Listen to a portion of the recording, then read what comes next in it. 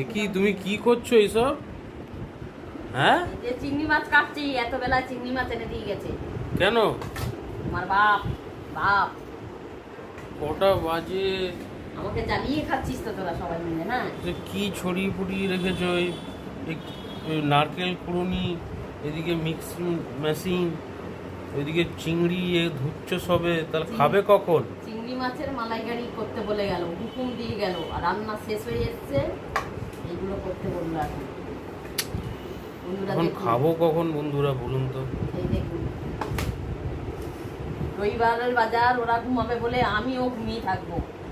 মানে ওরা কি ভেবেছে, সারা দিন ধরে মানে রান্না বাড়ি করে যাবে। আর কি বলবো, এখন মানে মেয়েদের জীবনটাই পুরো শেষ। আর এত শাক? শাক এনেছে, শাক ওই যে কেটে কেটে রেখে দিয়েছি, এখন করবো না। আমাকে কি পেয়েছি কি?